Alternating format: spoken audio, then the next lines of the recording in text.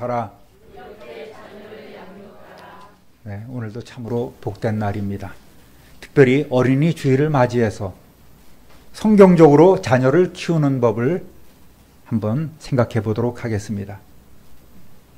4절의 자녀들은 1, 3절에 부모를 공경해야 할 우리들의 모습입니다. 또 이 시간 이곳에 앉아있는 학생 청년들의 미래는 곧 현재 우리의 모습이기 때문에 자녀 교육이라는 것은 상당히 중요합니다. 이 구절을 가지고 여러 번 이렇게 설교를 하고 여러분도 아마도 많이 또 방송을 통해서 목사님들이 설교하는 것을 들으셨을 것입니다. 비록 우리가 부모님을 모시는 마지막 세대요, 자녀들에게 버림받는 첫 세대가 될지라도 우리는 우리들의 자녀를 양육함에 있어서 결코 소홀함이 있어서는 안 될 것입니다. 아유, 우리 애들은 다 컸는데, 그렇게 생각하실 분도 있을 거예요. 어떻게 보면 아이들 키우기는 그렇게 어렵지 않은 것 같습니다. 우리 어르신들 세대에는 옛날에는 뭐 몇씩은 나서 다 길렀다고, 그런데 요즘은 하나만 갖고도 부부가 쩔쩔매고 양가 부모들까지 총동을 해서 쩔쩔맨다고 그렇게 한탄을 하기도 합니다. 남들이 다 하는 거, 다 그렇게 살아왔고 길러왔다고 생각할 수 있겠지만 그러나 오늘의 현실은 그렇게 녹록지 않습니다. 자녀를 기른다는 것은 되돌릴 수 없는 과정이에요. 결코 시행착오가 허용돼서는 안 되겠죠. 우리 성도님들 대다수는 아이들이 다 성장했고 또 손주도 보셨지만 대대로 물려주어야 할 교훈임을 이 시간 그렇게 믿으시고 오늘 은혜 받은 시간 되시기를 우리 주님의 이름으로 부탁드립니다.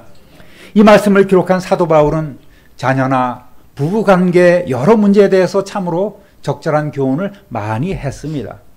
재미있는 사실은 바울은 결혼하지 않고 평생 독신으로 살았다는 것이죠. 그러나 사도 바울 또한 그의 부모님의 아들이었고 남을 가르치는 지도자였으며 성령 하나님께서 바울을 감동하시어 주신 말씀이기 때문에 더더욱 확실한 것입니다. 잠언 22장 6절 함께 읽어보겠습니다. 마땅히 행할 길을 아이에게 가르치라. 그리하면 늙어도 그것을 떠나지 아니하리라. 쉽게 공동번역으로 한번 읽어보겠습니다. 3살 버릇 80까지 간다. 마땅히 따를 길을 어려서 가르쳐라. 아멘.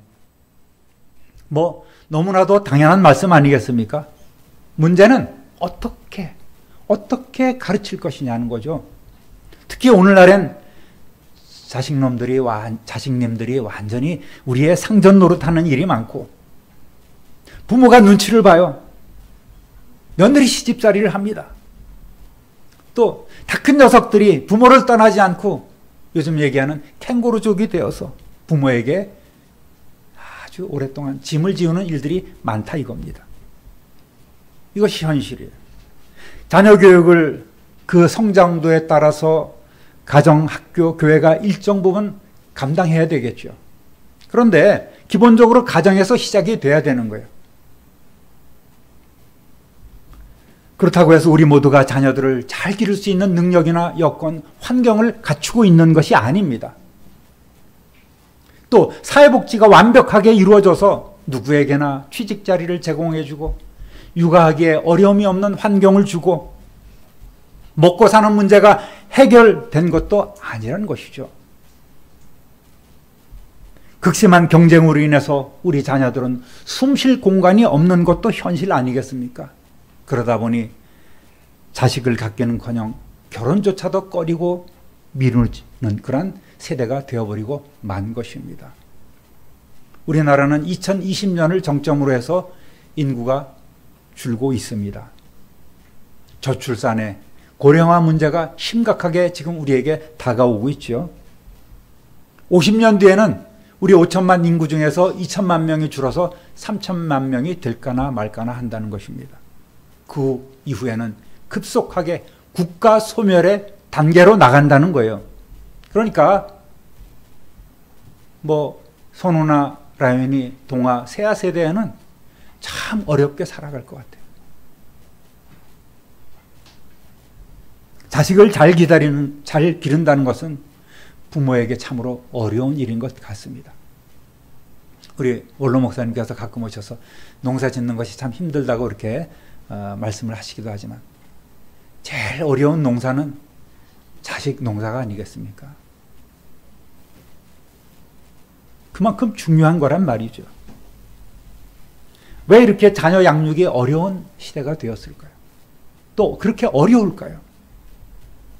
성경은 이렇게 세상을 말하고 있습니다. 우선 세상 자체가 공중권세 잡은 사탄이 활동하는 곳이고 참으로 악하고 음란한 곳이 많다는 것이죠. 또한 양육의 대상인 자녀나 양육의 주체인 부모가 본질상 죄인이기 때문에 여러 문제들이 많다는 거예요. 우리 인류 조상 아담과 하와가 범죄함으로 온 세상이 저주를 받고 또 타락해 갔지 않습니까? 힘든 거예요. 땀 흘리지 않으면 힘든 거예요. 수고하지 않으면 아이를 낳을 수도 기를 수도 없는 것이 우리의 현실이라는 것이죠. 성경은 이렇게 이 세태를 말하고 있습니다. 디모데후서 3장 2절부터 5절까지 읽어보겠습니다. 사람들이 자기를 사랑하며 돈을 사랑하며 자랑하며 교만하며 비방하며 부모를 거역하며 감사하지 아니하며 거룩하지 아니하며 무정하며 원통함을 풀지 아니하며 모함하며 절제하지 못하며 사나우며 선한 것을 좋아하지 아니하며 배신하며 조급하며 자만하며 쾌락을 사랑하기를 하나님 사랑하는 것보다 더하며 경건의 모양은 있으나 경건의 능력은 부인하니 이 같은 자들에게서 네가 돌아서라. 아멘. 여러분, 2000년 전 말씀임에도 불구하고 정말 오늘의 현실에 꼭 들어맞는 말씀 아니겠습니까? 구약 시대에 쓰여진 그런 성경도 마찬가지입니다. 세대가 수천 년 변했다고 해서 지금 이건 틀렸다고 하는 것이 하나도 없어요. 다 적용되는 진리의 말씀 아니겠습니까? 이렇게 우리가 살아가기에 악조건임에도 불구하고 우리는 자녀 양육을 결코 포기할 수는 없을 것입니다. 자녀는 어떠한 존재입니까? 따라하겠습니다. 자식은 하나님의 기업입니다. 시편 127편 3절 읽어봅니다. 보라, 자식들은 여호와의 기업이요 태의 열매는 그의 상급이로다. 아멘. 기업이라는 단어는 원어로 나할라트라고 하는데요. 상속, 유산, 산업 그런 것을 의미하는 말입니다. 자식은 하나님께서 부모에게 주신 가장 큰 복이요 선물입니다. 이 큰 복과 상급을 잘 관리하는 것이 부모의 사명인 거예요. 그런데 요즘 젊은 것들은 이 복을 받기를 싫어하는 거예요. 자녀를 갖기 싫어한다는 것은 하나님의 창조 원리에도 어긋날 뿐만 아니라 하나님께서 우리에게 주시는 그 복을 차버리는 것입니다. 잠언 19장 13절 상반절 읽어보겠습니다. 미련한 아들은 그의 아비의 재앙이요. 이렇게 말했습니다. 만약 자녀들을 잘 키우지 못하면 완전히 부모의 인생의 재앙이 되는 것입니다. 자식이라도 악물이 되는 거예요. 고통을 주고 있습니다. 자녀들과 갈등할 때 부모들이 잘 쓰는 말이 있습니다. 너도 네 같은 새끼 낳아봐라. 그렇게 얘기를 하지 않습니까? 저주인지 한푼인지는 모르겠습니다. 사랑하는 성도 여러분, 자녀를 기른다는 것은 하나님의 기업을 경영하는 것입니다. 우리 모두가 하나님 기업을 경영하는 경영주인 거예요. 기업마다 규정과 법규가 있듯이 하나님의 기업인 자녀를 양육하기 위해서는 성경적인 원칙으로 접근해야 합니다. 사랑과 믿음으로 또 관심을 갖고 양육하시기를 우리 주님의 이름으로 부탁드립니다. 따라합니다. 부모는 최고의 스승입니다. 학교 가면 선생님들이 지식만을 가르칩니다. 일주일에 한 번, 1시간 보는 교회 선생님은 한계가 있습니다. 부모가 제대로 된 스승이 되어야 되는 거예요. 부모는 아이들의 거울이 됩니다. 특히나 아이들의 참된 신앙 모델이 되어야 돼요. 이런 말이 있습니다. 자녀가 그의 아버지 안에서 하나님의 모습을 발견하지 못하면 그 자녀는 하나님을 자신의 아버지로 알고 믿고 고백하기가 어렵다는 말입니다. 내 신앙의 모델이 부모가 되어야 되는 거예요.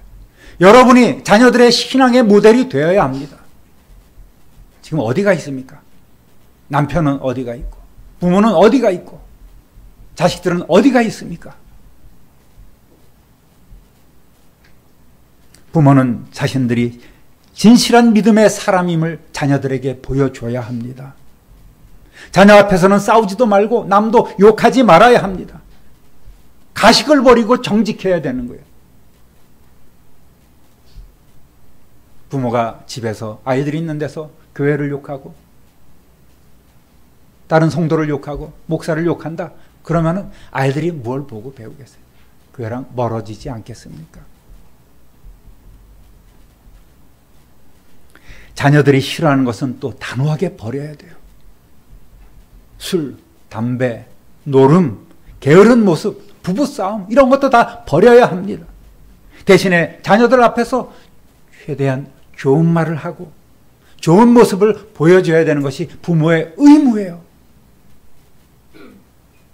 부모의 아름다운 사랑의 모습은 자녀들의 영혼에 위대한 가르침을 남기는 것 아니겠습니까? 기도하는 부모의 모습은 자녀를 결코 실족하지 않게 하는 길잡이가 된다는 말입니다. 표와 같지만 우리 함께 읽어보겠습니다. 가장이 바로 서야 가정이 삽니다. 가정이 바로 서야 나라가 바로 섭니다.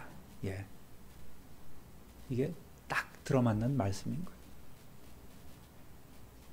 이 복된 기업인 자녀들이 하나님 앞에 더욱 존귀한 존재로 성장하도록 우리는 도와주어야 합니다. 부모가 참 스승으로서 신앙의 본을 보여줘야 합니다. 자녀들에게 기도로 물을 주고 찬송으로 길러야 하는 거예요. 그 아버지들은 지금 어디가 있습니까?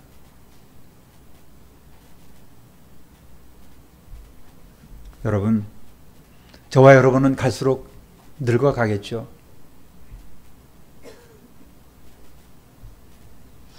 어제도 이렇게 청소하는 우리 장로님들, 또 안수 집사님들, 권사님들, 집사님들 보면은 다 60대가 넘었어요.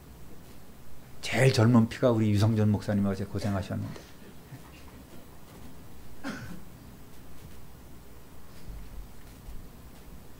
우리는 늙어가고 자식을 의지할 때가 올 것입니다. 그 시간을 여러분 두려워하시기 바랍니다.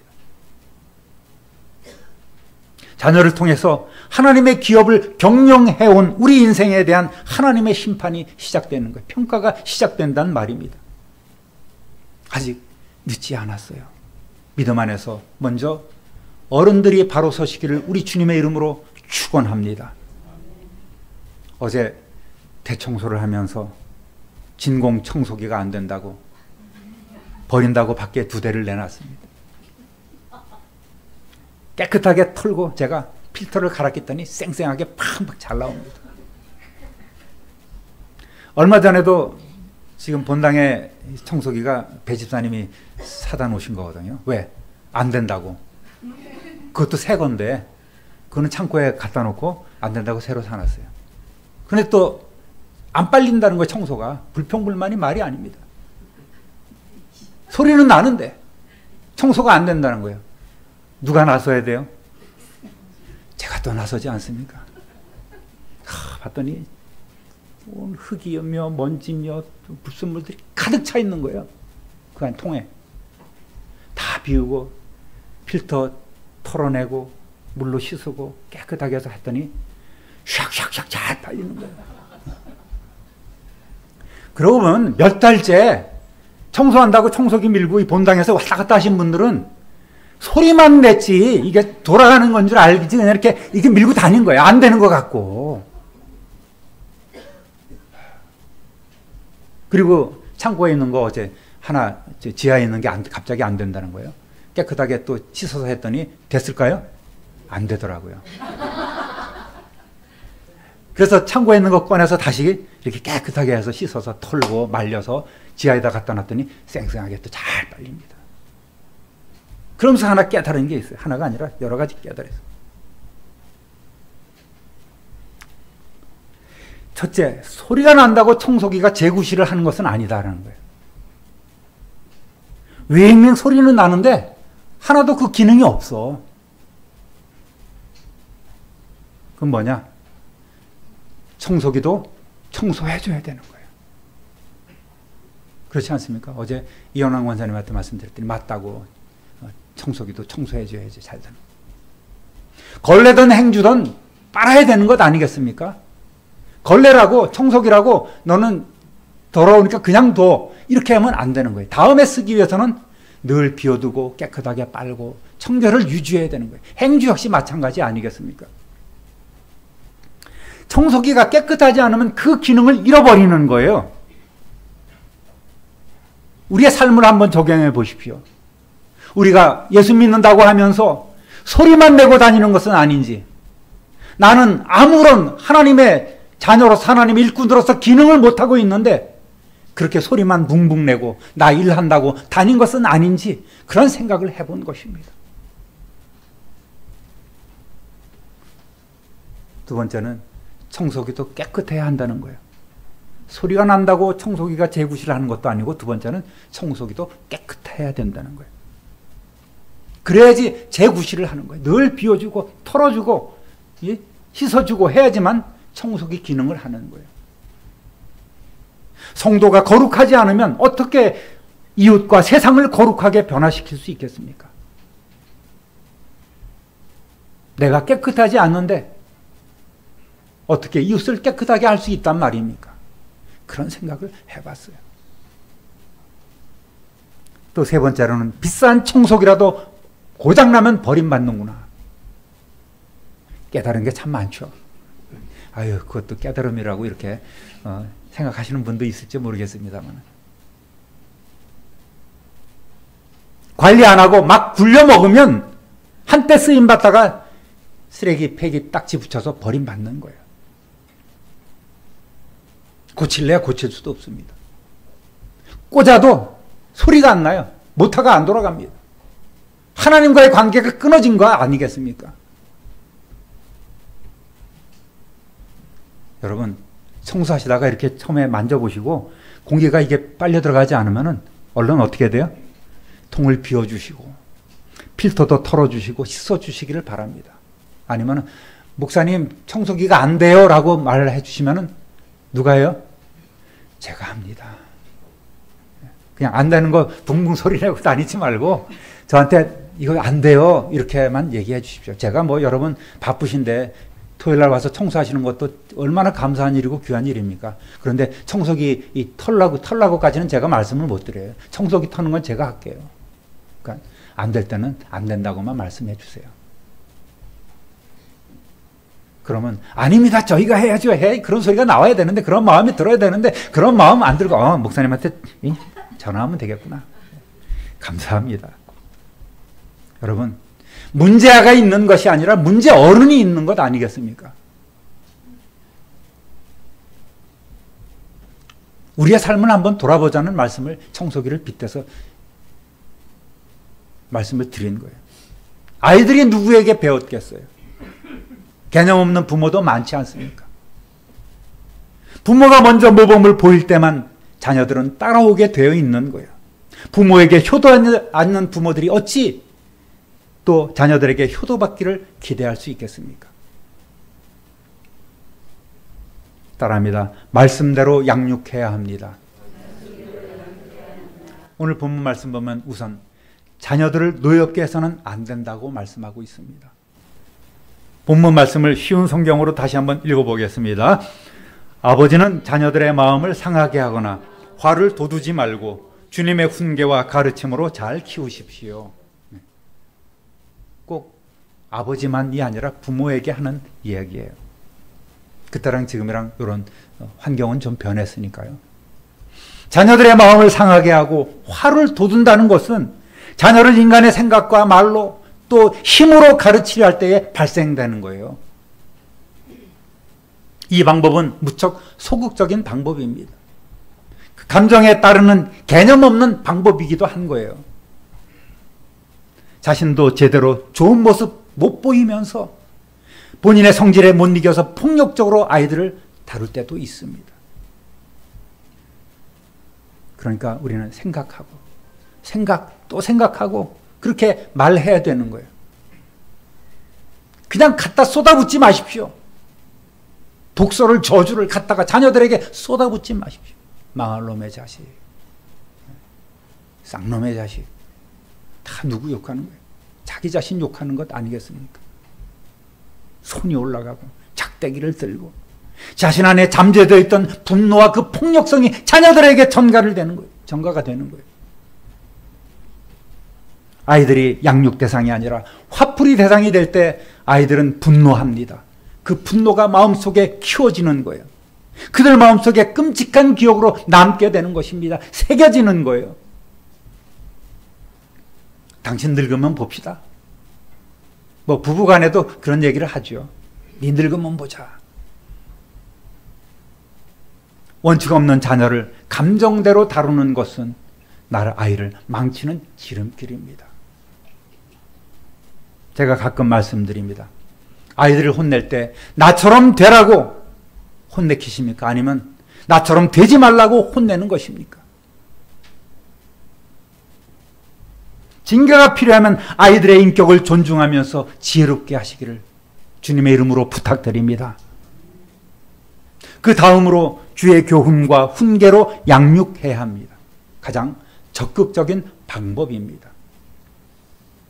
디모데후서 3장 16절 17절 읽어보겠습니다. 모든 성경은 하나님의 감동으로 된 것으로 교훈과 책망과 바르게 함과 의로 교육하기에 유익하니 이는 하나님의 사람으로 온전하게 하며 모든 선한 일을 행할 능력을 갖추게 하려 함이라. 아멘. 성경은 영원토록 변치 않는 진리의 말씀 아니겠습니까? 교훈은 훈련이나 단련을 말하는데 성경 말씀을 통한 영혼의 훈련과 생활의 훈련을 가리키는 거예요. 훈계는 권면이나 가르침이란 뜻입니다. 성경 말씀을 통해서 자녀를 교육하라는 말입니다. 그러기 위해서는 우리가 성경을 잘 알아야 되겠죠. 성경을 읽어야 합니다. 그런데 문제가 있어요. 그것은 안타깝게도 우리가 주의 교훈과 훈계가 뭔지 모른다는 거예요. 모르면서 어떻게 자녀를 가르칠 수 있단 말입니까? 여러분, 세상에서 부하들이 제일 싫어하는 상사의 스타일이 어떤 건지 아십니까? 무식하면서 소신 있는 사람. 이 사람을 제일 이 부하 직원들을 힘들게 한다는 거예요.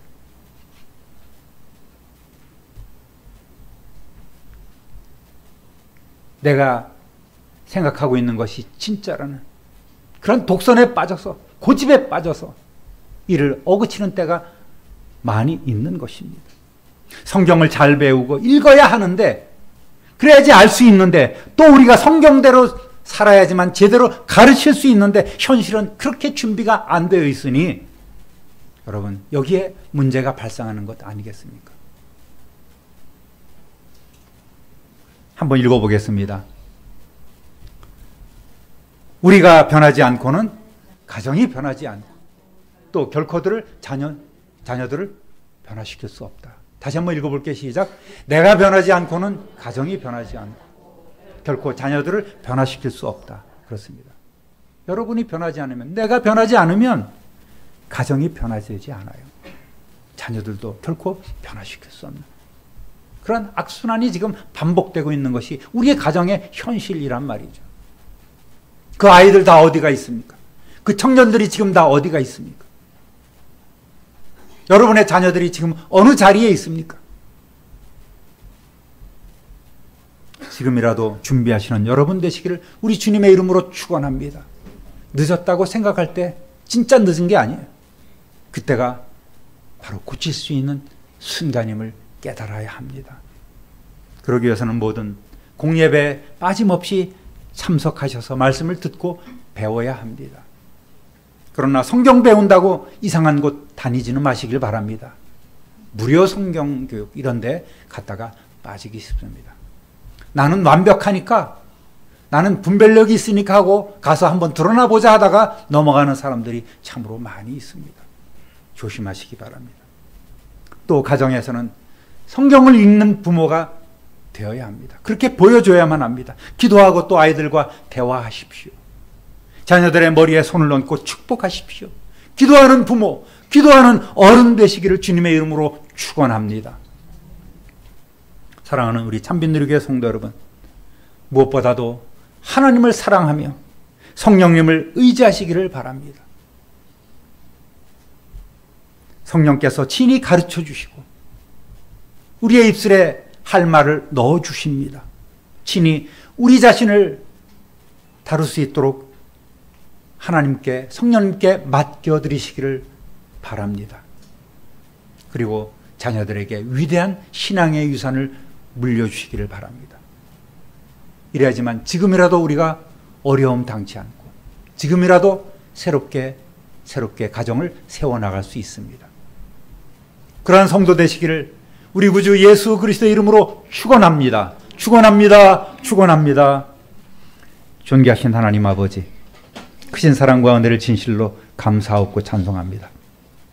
오늘 자식은 하나님의 기업이요, 또 우리 부모는 자식들에게 있어서 최고의 스승임을 깨달아 알게 되었습니다. 주의 훈계와 교훈으로 양육하는 지혜로운 부모가 다 되게 하여 주옵소서. 먼저 부모가 바로 서고 가정이 바로 세워지고 자녀들이 바로 세워지는 선순환이 이루어지게 하여 주옵소서. 우리 구주 예수 그리스도의 이름으로 축복하며 기도드립니다. 아멘.